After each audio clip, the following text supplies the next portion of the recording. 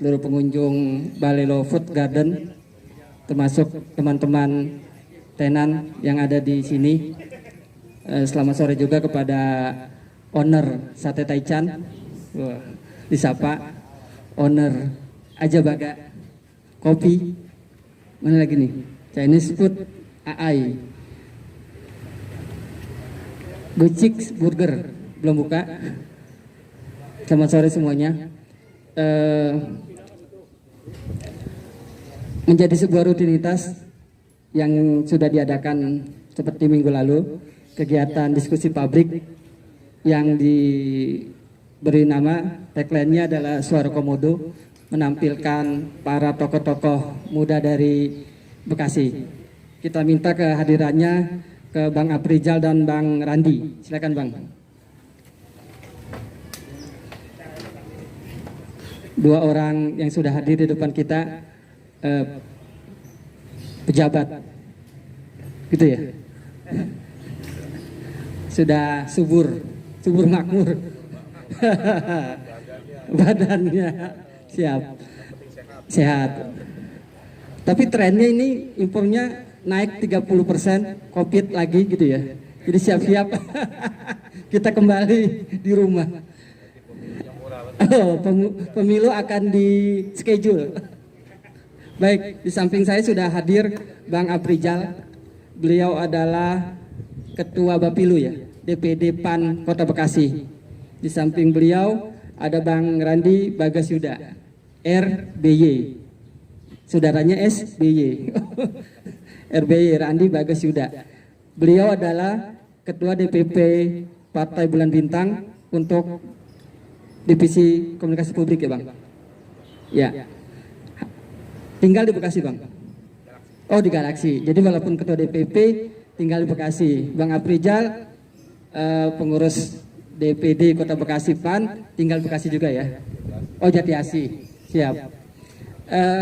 Sore ini kita akan sama-sama berbincang tentang problematika perpolitikan di Kota Bekasi, mengupas tentang kepemimpinan. Apalagi 2024 kita tahu sebagai tahun politik.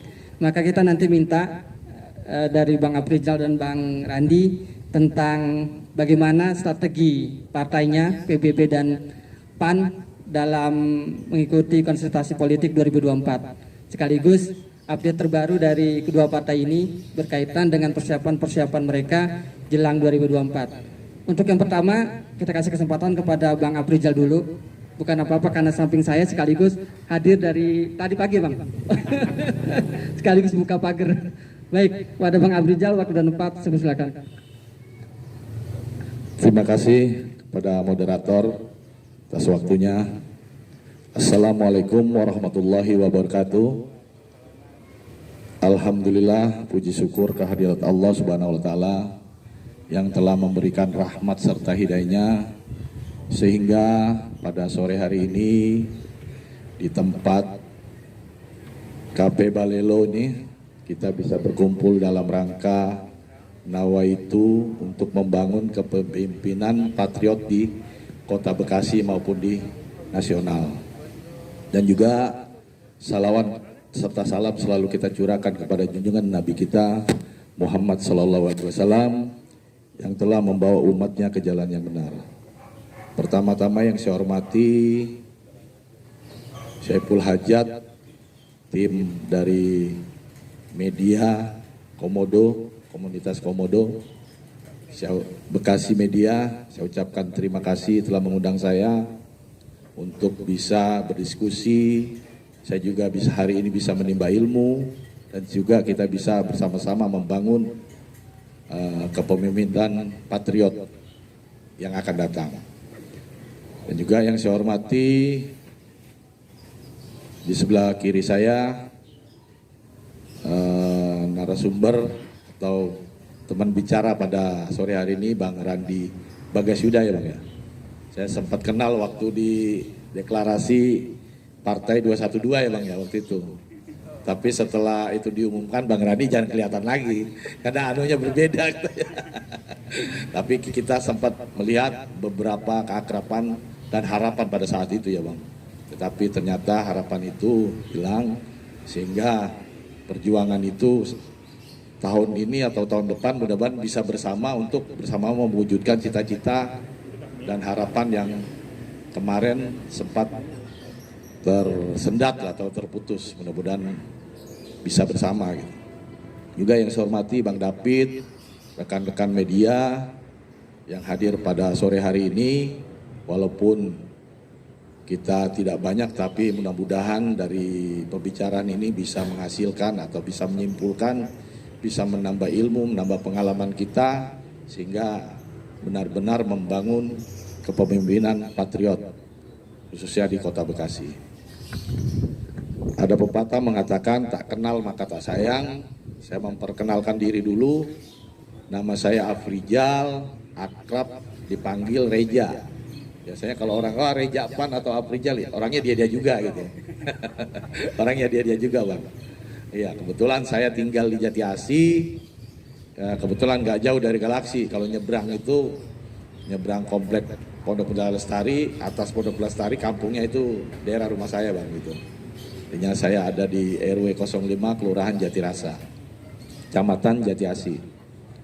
Dan alhamdulillah saya diamanahkan sekarang ini di DPD PAN Kota Bekasi menjadi salah satu pengurus ketua Bapilu PAN Kota Bekasi. Kebetulan saya diamanahkan menjadi ketua Bapilu sekaligus membantu teman-teman tim pemenangan yang sudah dibentuk. Karena kalau di PAN ini ada dua nih, Bapilunya berbeda, tim pemenangan juga berbeda. Tapi kita selalu berkoordinasi, saling membackup bagaimana targetnya supaya cita-cita PAN ke depan ini bisa sesuai dengan harapan. Bicara tema pada hari ini adalah membangun kepemimpinan patriot. Alhamdulillah ketika ada ucapan membangun, saya menyambut dengan baik apresiasi dari gagasan atau ide acara pada hari ini. Kami dari DPD PAN Kota Bekasi mengapresiasi. Menurut saya hari ini cikal bakal atau kita mulai sama-sama membangun karena kita seolah hari ini membicarakan persoalan kebaikan ya Pak. Karena buat saya ini adalah membangun. Nah, untuk membangun kepemimpinan patriot artinya kita tidak bisa sendiri. Membangun harus bisa bersama-sama. Nah, membangun kepemimpinan sejatinya ini menjadi tugas partai politik ataupun tugas penyelenggara pemilu, baik KPU maupun Bawaslu kan gitu. Dan juga dibantu oleh media yang sekarang ini kita sama-sama tahu lebih cepat informasinya ketika ada online seperti sekarang ini kan. Nah, untuk itu saya terima kasih sekali ini bisa dilaksanakan. Nah, bicara membangun artinya kepemimpinan itu tidak bisa muncul dengan sendirinya. Kalau konteks wali kota tentunya ada syarat dan ada proses. Nah, jangan sampai kita pengen mencari pemimpin yang handal tapi kita tidak tahu bagaimana proses pemimpin itu bisa muncul kan gitu. Nah, setidaknya kita harus tahu itu dulu. Nah, misalkan kita tahu kalau sekarang ini diawali dengan pemilu dan pilpres, syaratnya adalah sudah diputuskan dalam Undang-Undang Pemilu 20% syarat untuk bisa menyampaikan bisa menjadi syarat calon presiden. Kalau misalkan partai seperti PAN ini sekarang hanya mempunyai 6,7%, berarti kan tidak bisa mencalonkan, berarti harus ada koalisi. Nah, sekarang ini kalau bicara nasional itu ada KIB tuh. Kurang lebih hampir 24% di KIB itu. Nah, tinggal prosesnya nanti siapa munculnya, baru itu syaratnya udah P3, PAN dan Golkar.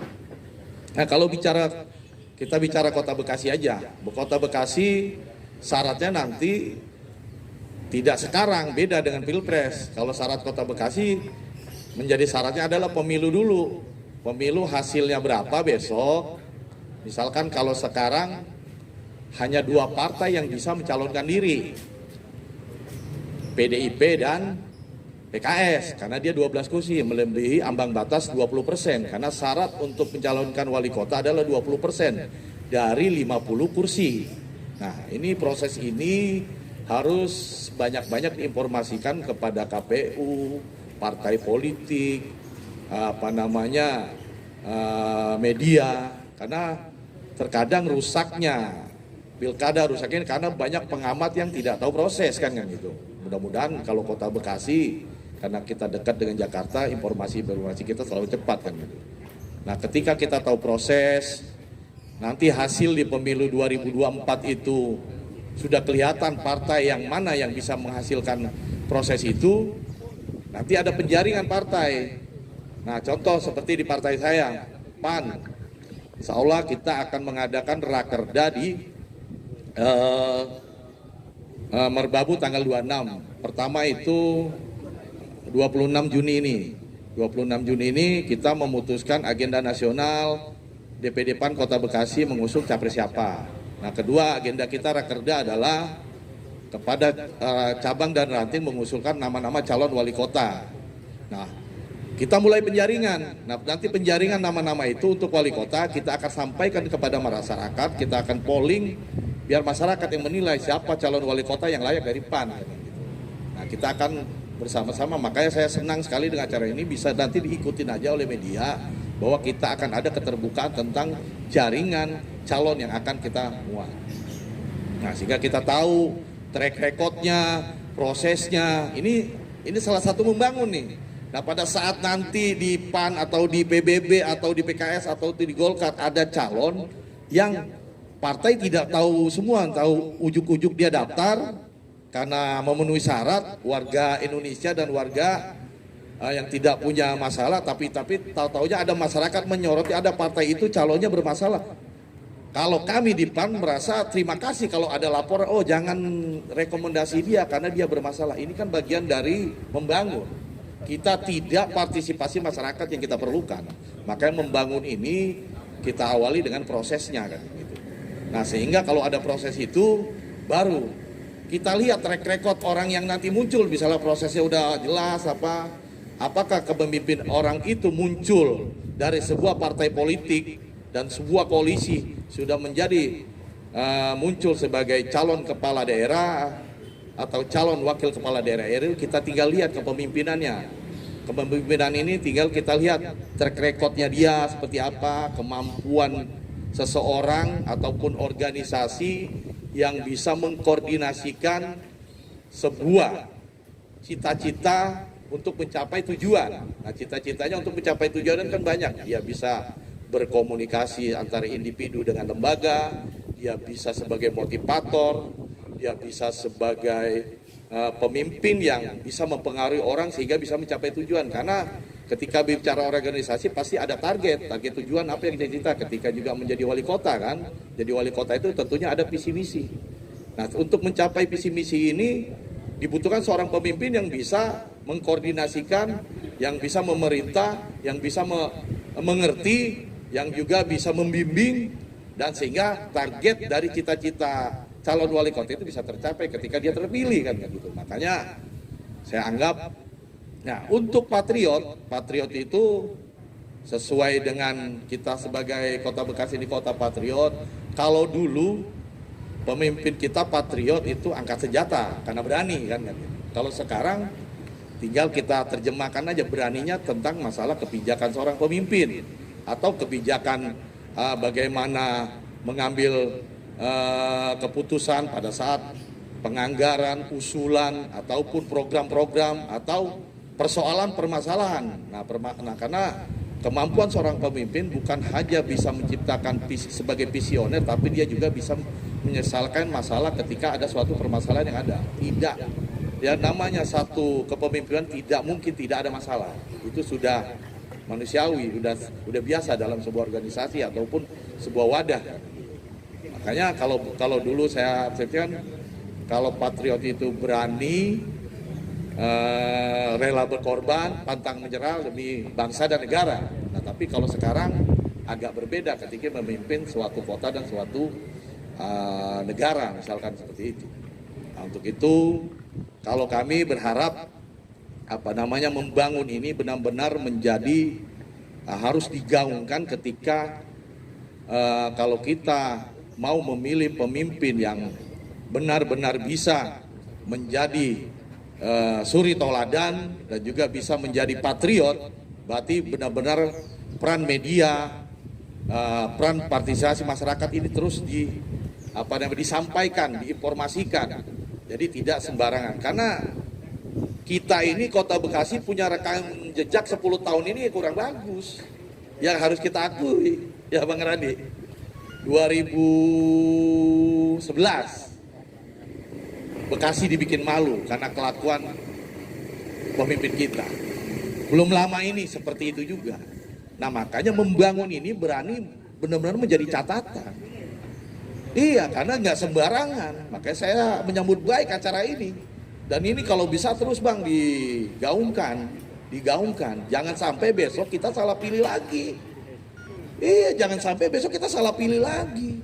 Nah bukan hanya di level pemerintahan, tetapi di level legislatif. Artinya media, KPU sebagai penyelenggara, Bawaslu sebagai pengawas, masyarakat melihat besok calon-calon yang ada di partai-partai masing-masing. Nggak usah jauh-jauh mengevaluasi yang baru, yang lama aja. Sekarang yang 12 PKS, PDIP, setelah itu 8 Golkar, 6 Gerindra, 5 PAN, 4 Demokrat. Nah, tinggal 2 P3 sama yang lain-lain PKB 1. Dilihat aja yang mana yang benar-benar jadi anggota dewan itu, jangan karena pengen dipilih merasa dia paling benar, paling bersih, paling peduli, tapi kenyataan ketika jadi dewan manfaat ada buat lingkungan. Ya jangan sampai karena dia bersih, karena dia ini banyak yang tertipu. Baik dari RI-nya kita lihat, dari provinsinya. Provinsi ada 11 loh Bang. Kota Bekasi, Kota Depok itu kursinya ada 11. Ada salah satu partai yang mendapat 3 kursi provinsinya. Iya, benar. Ada di DPR ini satu partai yang mendapat 2 kursi. Kita lihat pada saat dia jadi dewan, dia bermanfaat gak buat Kota Bekasi?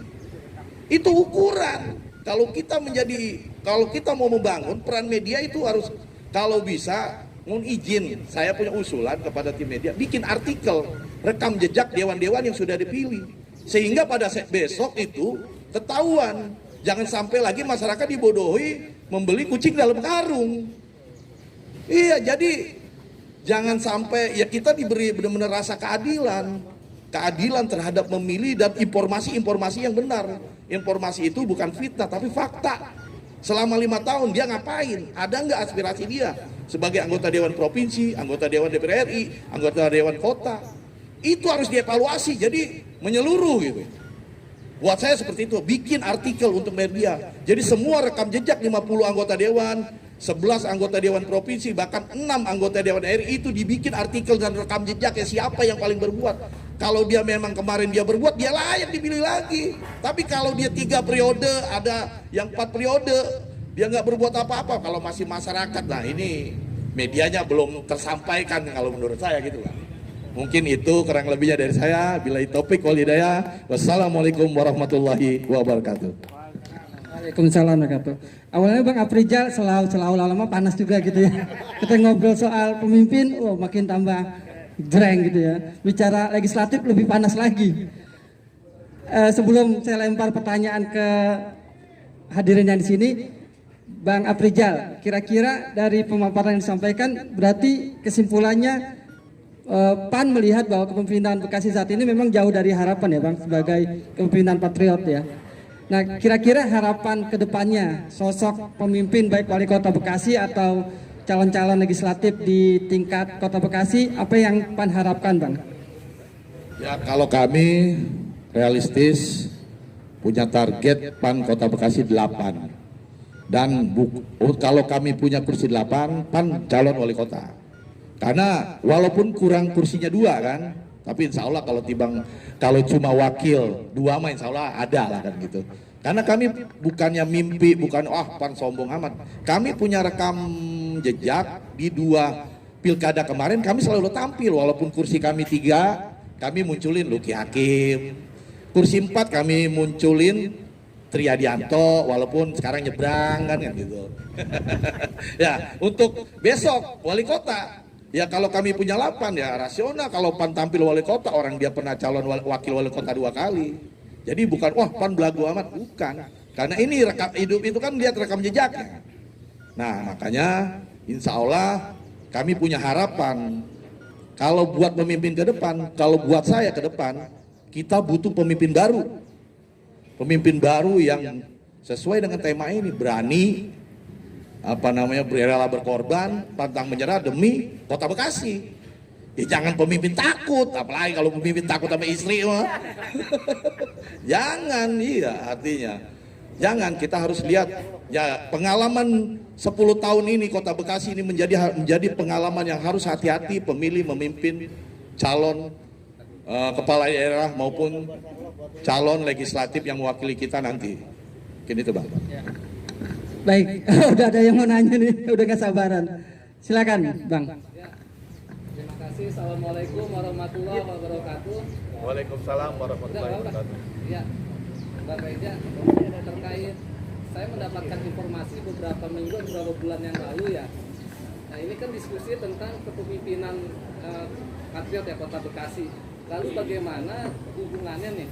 Sedangkan PAN dari AKD aja keluar nih ya. Nah pemimpin sama Bekasinya bagaimana Bang terhadap PAN keluar dari AKD ini Bang? Alat kelengkapan dewan. Alat kelengkapan dewan. Itu aja Bang.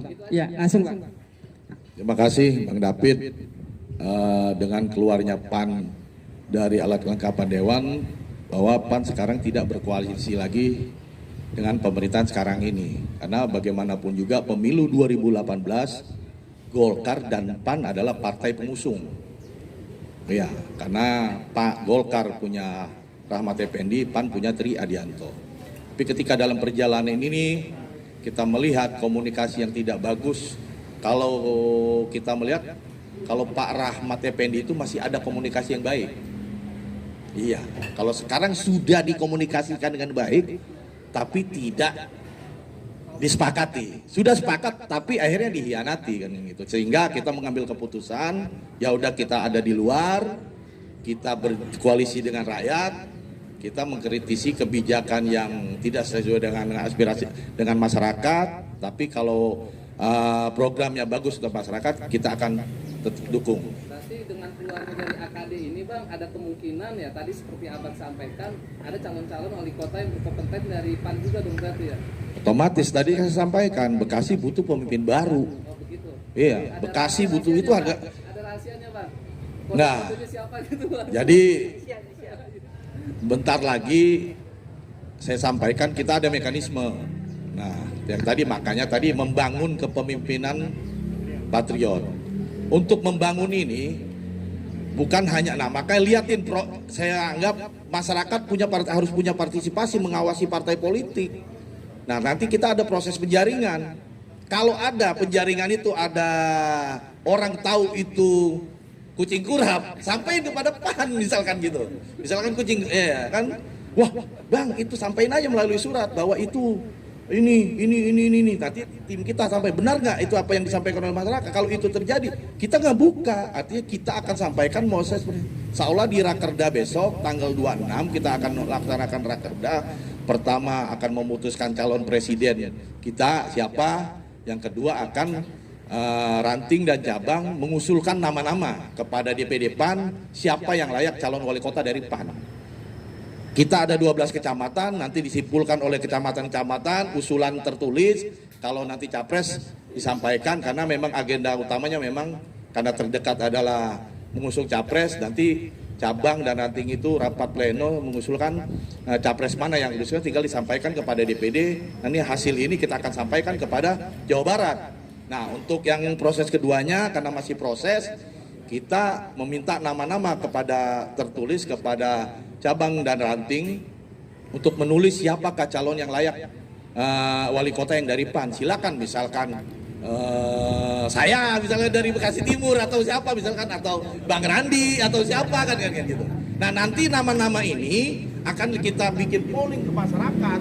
Ini kader-kader PAN yang ada di sini, kita akan bikin polling kepada masyarakat bahwa masyarakat silakan yang mana yang paling layak kader PAN yang memimpin Kota Bekasi. Dan kita akan bikin terbuka sehingga masukan ini baru, oh ini benar-benar maunya masyarakat seperti ini. Kan seperti itu. Siapa pakai ya Bang, ikutin aja PAN, insya Allah menarik. Bang, itu kan soal capres dan calon wali kota, bagaimana kan calon legislatif dari PAN? Alhamdulillah, sekarang ini kan insya Allah di bulan 8 sudah mulai verifikasi partai politik.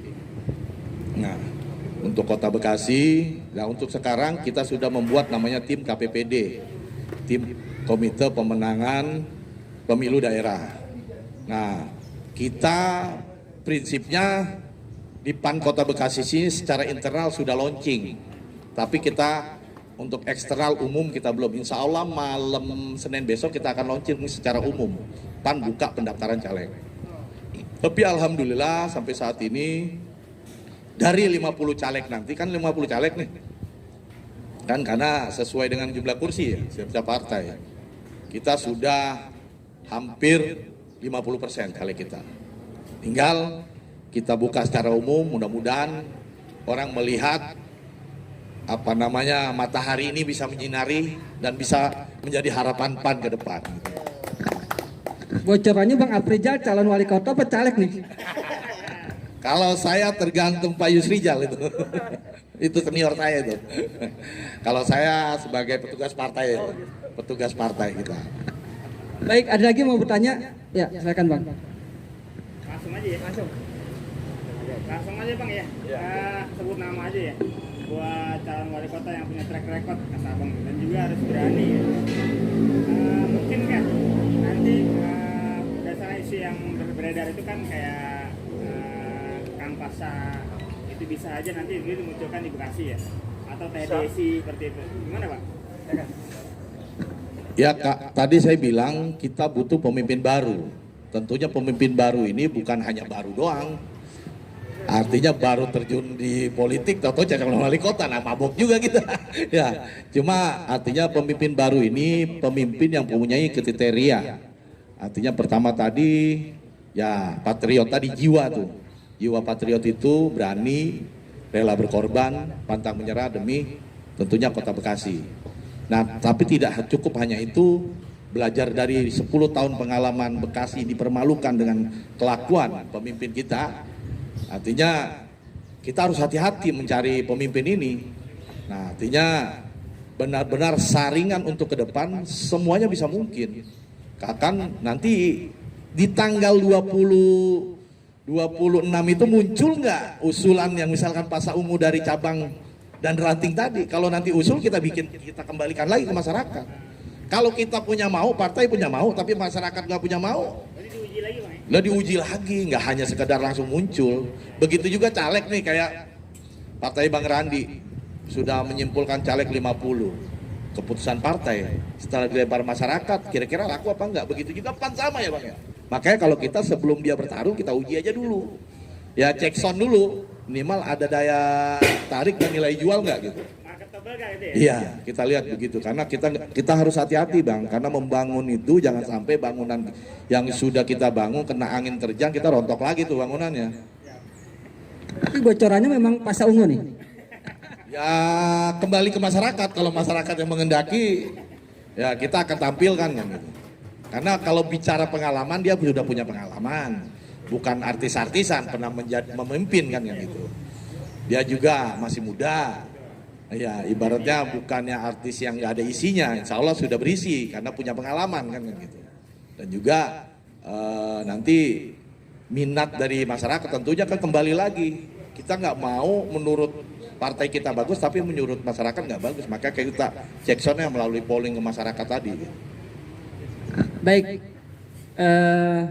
waktunya untuk PAN cukup gitu ya. Kita kasih kesempatan kepada PBB, kepada Bang Randi, waktu depan kamu silakan.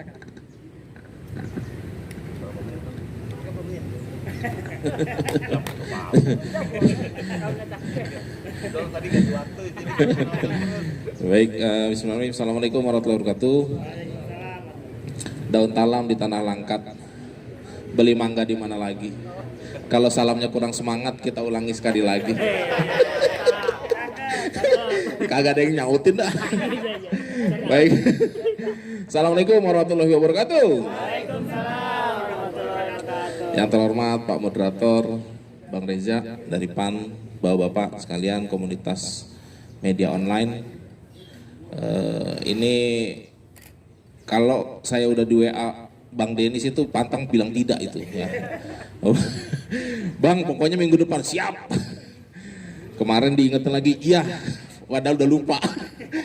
Ya, alhamdulillah masih bisa hadir hari ini. Kita bicara tentang politik kepemimpinan nih Bang ya. Kalau dari Partai Bulan Bintang, kita dari nasional dulu ya. Dari nasional dulu, Partai Bulan Bintang sampai hari ini masih mencoba untuk meluruskan apa saya sebut ya, kekacauan undang-undang pemilu kita. Hari ini masyarakat banyak yang tidak sadar bahwa undang-undang pemilu kita itu berantakan. Hari ini saya kemarin diskusi dengan BEM seluruh Indonesia, BMSI ya. Ternyata level aktivis mahasiswa pun nggak sadar gitu, bahwa undang-undang pemilu kita itu ngaco. Tiket lama dipakai ulang. Itu nggak ada yang protes tuh. Banyak yang protes tapi di MK selalu gagal. Kenapa gagalnya? Macam-macam alasannya, alasan hukum dan sebagainya. Tapi kalau saya lihat sebetulnya masalah politik ya. Dan hari ini mohon doanya buat kawan-kawan semua. Hari ini tinggal Pak Yusril Iza Mahendra bersama Pak Lanyala Mataliti yang masih ajuan judicial review di Mahkamah Konstitusi itu masih belum ditolak oleh Mahkamah Konstitusi. Untuk judicial review undang-undang pemilu. Kalau saya bahas undang-undang pemilu, kekacauannya bisa setengah jam habis nih. Bahas undang-undang aja kita gitu ya. Intinya begitu. Intinya saya dan kita semua harusnya sepakat gitu, bahwa kepentingan politik apapun tidak boleh mengubah aturan main gitu. Jadi kalau jangan memaksakan mengubah aturan, mengubah negara, merubah konstitusi hanya demi kepentingan politik, itu nggak boleh. Kalau kita punya kekuasaan atau kita ingin berkuasa lagi, ya harusnya ya manfaatkan waktu, manfaatkan akses, manfaatkan semua yang kita punya untuk menuju ke sana kan begitu. Bukan kemudian mengakali aturan, ini yang bahaya. Kenapa saya bilang bahaya? Karena pondasi negara ini, konstitusi itu pondasi negara. Dan kalau aturan mainnya masih begini-begini aja, mohon maaf nih Pak, bukan saya pesimis nih. Yang kita idam-idamkan munculnya kepemimpinan patriot di tingkat nasional nggak akan ada. Kenapa? Karena orang-orang patriot yang ada di Indonesia hari ini terjegal dengan aturan. Orang-orang hebat itu banyak yang nggak bisa nyapres oleh sebab apa? Dijegal dengan aturan. Ini kan, mohon maaf ya, menurut saya model-model kayak gini kan harusnya level mahasiswa tuh. Kalau kita anak BEM, mau jegal lawan, kita kangkangi aturan, lawan terjegalan gitu. Tapi kalau level negara masih gaya mahasiswa ini kan repot. Ya kan? Kelasnya masih kelas BEM ini. Kelas apa namanya, orang-orang yang membuat undang-undang hari ini. Nah maka apa? Maka ayo saya ngajak teman-teman semua hari ini, ayo kita gaungkan bahwa sedang ada orang yang berjuang untuk meluruskan kekacauan undang-undang pemilu kita. Supaya apa? Supaya kepemimpinan nasional itu bisa melahirkan orang-orang yang patriot tadi. Saya bisa bikin simulasi lah. Siapa sih capres andalan Anda gitu. Ayo kita hitung-hitungan, nggak bakal bisa nyapres, ya. Sulit. Kenapa? Dikangkangi aturannya. Dan sekarang siapa? Di belakang itu kan sudah ada kekuatan modal yang teramat besar. Yang rakyat nggak bisa lawan, Pak. Mohon maaf nih. Kita rakyat punya hak milih, tapi milih kita dibatasin. Kita datang nih ke Balelo nih. Kita mau makan. Tapi begitu di pagar bilang, "Bos, masuk sini makannya cuma boleh bakso, mie ayam sama batagor ya." Enak gak kira-kira demokrasi kayak gitu? Harusnya kan dibebasin dong. Gue masuk ke Balelo, gue lihat wah ada kebab, ada nasi goreng, bebas, ada taichan, ada burger, bebas dong, bebaskan masyarakat, itu demokrasi. Tapi ini belum masuk aja udah dibatasin. Cuman bisa mie ayam, bakso, sama batagor misalkan. Ini kan kacau. Akhirnya apa? Akhirnya pemimpin yang muncul di tingkat nasional itu level batagor. Level bakso, level mie ayam gitu loh. Paham nggak? Jadi kalau kita berharap levelnya itu level nasi rames, nggak akan muncul. Kenapa? Udah dibatasin di pagar. Ngimpi. Mohon maaf nih, ya. Kita bisa bongkar-bongkaran lah. Saya beruntungnya di kader dulu, saya bendahara di PC Kota Bekasi, PBB, langsung ditarik di DPP. Jadi mata saya blok gitu. Oh, begini gitu. Kalau DPC tadi kan ngurusin begini-begini aja, kota-kota Bekasi aja gitu. Begitu di nasional, wih di permainannya Pak. Akhirnya kita semua tahu. Mohon maaf, kalau aturannya masih kayak gini, saya cuma bisa bilang gak usah optimis-optimis dah. Gitu. Mohon maaf nih, karena semua udah diatur. Saya sempat buat tulisan, Bang Denny saya share gak ya? Saya sempat buat tulisan bahwa kepentingan oligarki itu kental sekali dalam undang-undang pemilu kita. Oligarki itu siapa? Orang yang menguasai modal, menguasai sumber daya Indonesia hari ini. Ya. Dan mereka siap dengan modal sebesar apapun untuk bisa mempertahankan kekuasaan. Ini hati-hati, bahaya. Ya. Dengan 20% itu mereka bisa atur siapa capres, siapa cawapres. Ya. Sudah diatur, udah nanti A lawan B, A dan B pura-pura berantem ya. Nah, pura-pura berantem, nanti B dicalonin sama ini, A sama ini ya. Nanti siapapun menang jadi menteri, udah baku atur. Rakyat pura-pura berantem di bawah. Bukan pura-pura berantem, elitnya pura-pura berantem, rakyat berantem beneran. Seolah-olah idealis betul, wah gitu. Dia nggak tahu yang di atas sudah baku atur. Ini terjadi hari ini. Mohon maaf, 2019 kita udah cium lah itu. Kalah jadi menteri. Selesai sudah. Ya. Nah, ini 2024 akan terjadi seperti ini. Catat kata-kata saya ini. Kalau undang-undang pemilunya masih kayak gini ya. Langsung panas nih Bang nih. Ini nasional udah 30 menit nih, harusnya sejam nih Bang. Ini bicara nasional. Lalu kita turun ke Kota Bekasi, Patriot ya. Apa yang sudah dilakukan oleh Partai Bulan Bintang? Partai Bulan Bintang ini saya bisa bilang partai paling ikhlas ya. Kenapa saya gabung di Partai Bulan Bintang? Saya juga baru, Bang Denny juga tahu lah. Saya baru di Partai Bulan Bintang 2018 saya masuk Partai Bulan Bintang langsung DPC Kota Bekasi. Kenapa saya masuk Partai Bulan Bintang pertanyaannya?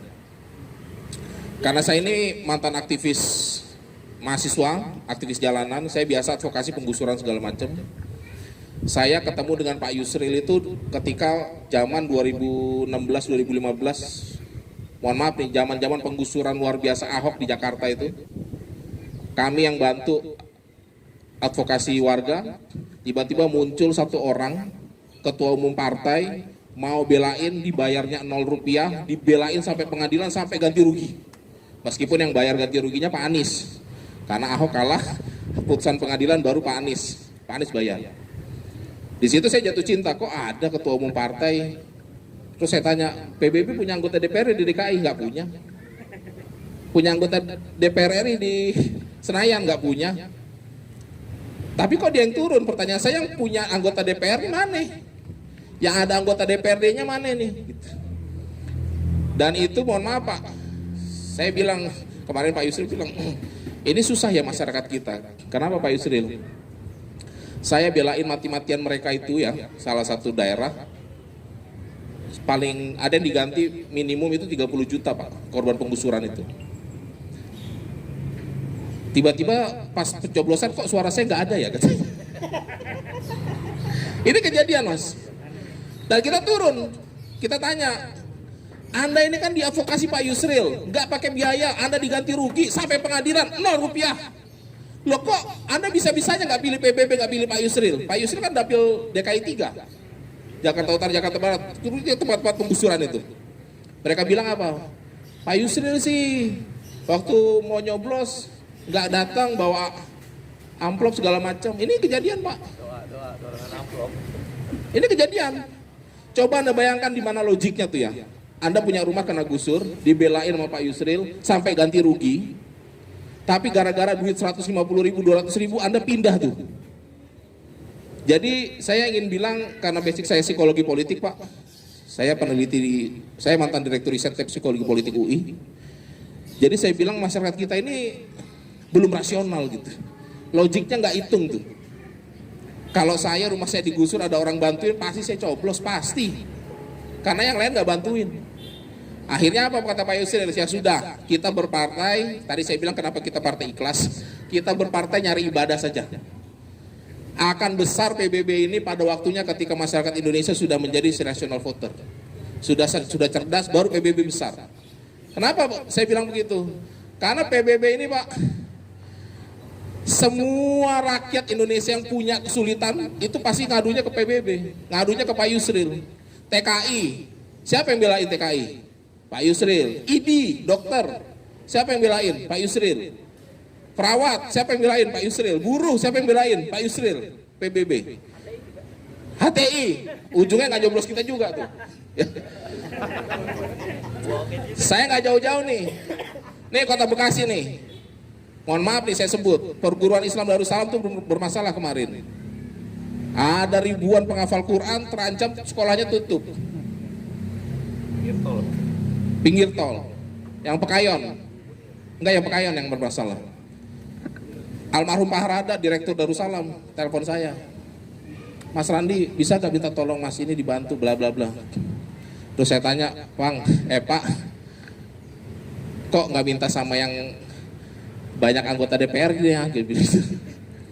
Terus dia bilang, demi Allah, itu orang kemarin pemilu datang minta-minta saya bla bla bla suara Darussalam.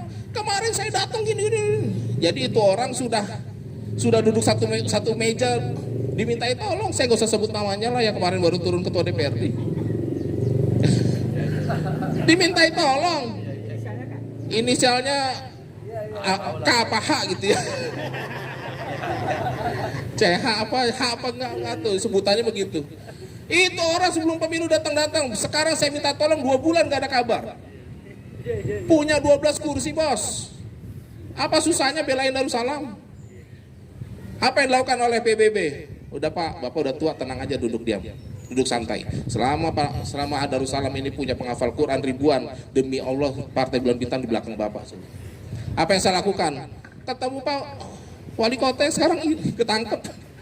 Saya cuma bilang, Pak Wali, salam dari Pak Yusril.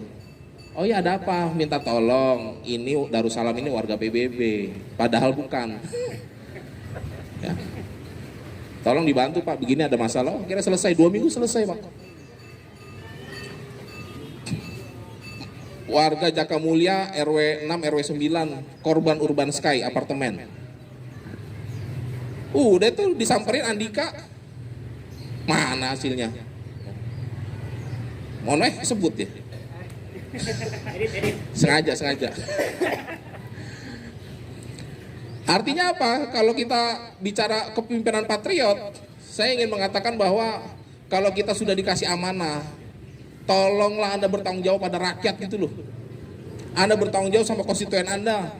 Ada yang perlu bantuan, ada yang kegusur, ada yang jadi korban dulu rumahnya nggak banjir gara-gara apartemen jadi banjir.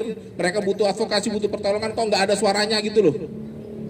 Kalau Anda nggak bisa jadi anggota DPRD yang baik, ya sudah serahkan pada yang mampu gitu loh. Jangan begitu pemilu ngerasa paling soleh, ngerasa paling benar, ngerasa paling hebat, minta dipilih. Begitu dipilih, dimintai tolong, kagak ada mukanya, kagak ada nongol batang hidungnya. Ini kan saya pernah minta bantuan Bang Denis kan, RW 9, RW 6. Dulu nggak pernah banjir Pak, sekarang banjir. Kita cek IMB AMDALnya segala macam. Ya.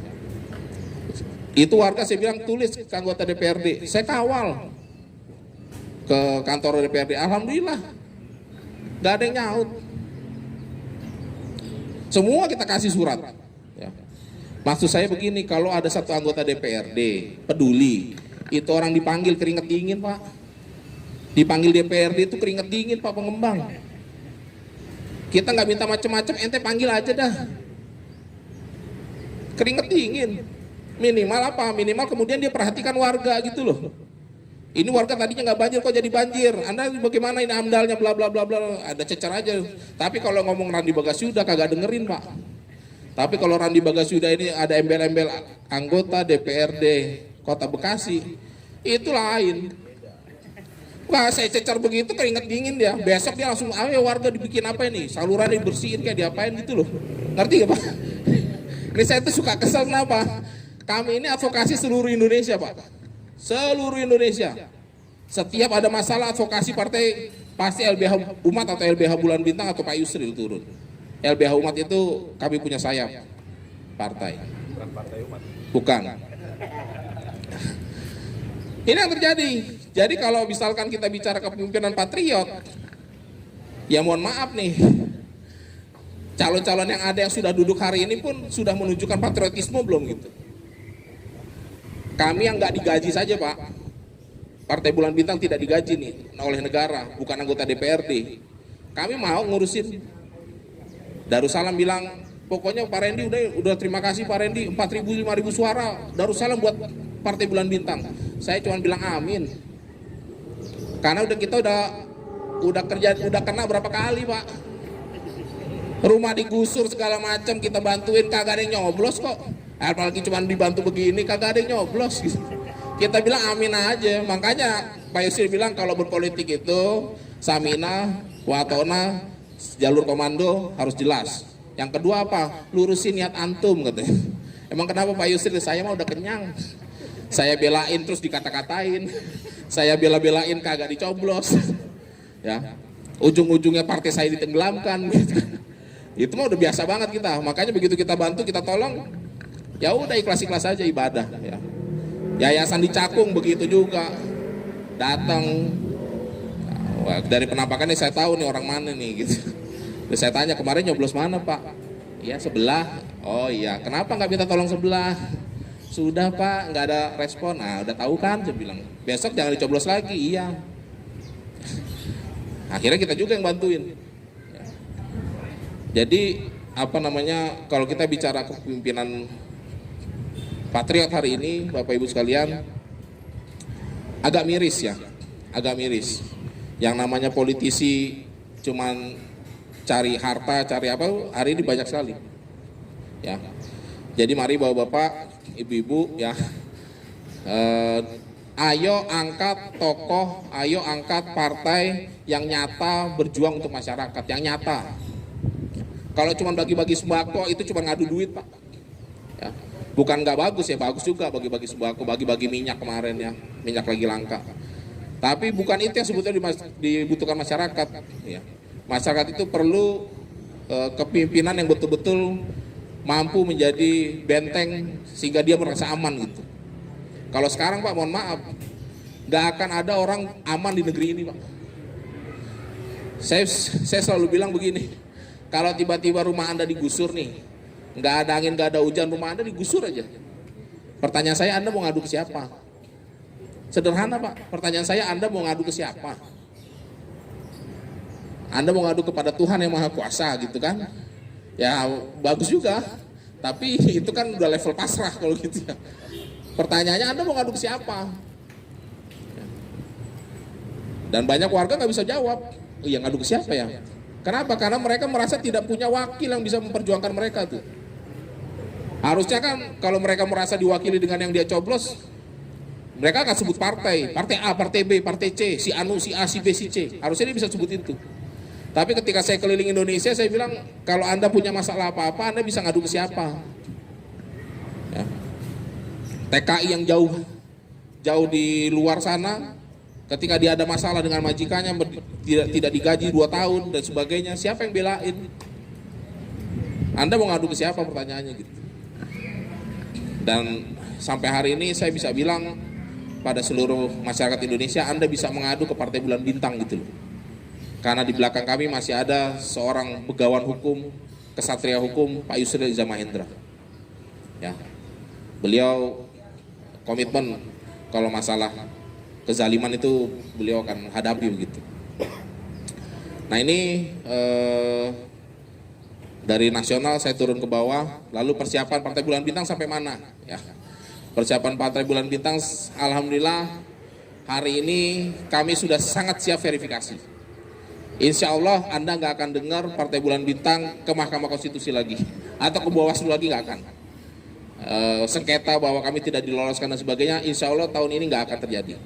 Kenapa? Karena kami sudah mempersiapkan verifikasi ini 1-2 tahun ke belakang. Jadi menghadapi Agustus ini insya Allah sudah bisa dibilang sudah hampir, udah siap semua lah. Hari ini verifikasi pun siap. Ya. Jadi sudah jauh lebih baik untuk Partai Bulan Bintang. Yang kedua, mengenai calon, kami masih menunggu ya. Kalau untuk nasional kami masih menunggu putusan Mahkamah Konstitusi. Kalau untuk level pilkada, level Kota Bekasi, sudah ada beberapa calon internal yang siap kami lempar. Cuman juga itu masih menunggu menunggu hasil pilkada ya, hasil pemilu. Berharap bahwa Partai Bulan Bintang target bisa 1 fraksi, 7 kursi ya. Kok yakin banget bang dari 0 tiba-tiba 7? Saya berdoa tiba-tiba rakyat Indonesia sadar. Saya berdoa tiba-tiba rakyat Bekasi pada melek, oh ternyata yang belain kita selama ini tuh orangnya ini, yang lain kagak gitu loh. Kalau rakyat Indonesia sadar, insya Allah bisa 7 kursi. Tapi kalau enggak, ya enggak apa-apa lah. 6 kursi enggak apa-apa. Ya. Saya enggak enak nanti ngambil jatahnya Bang Reja banyak-banyak kan. Nah,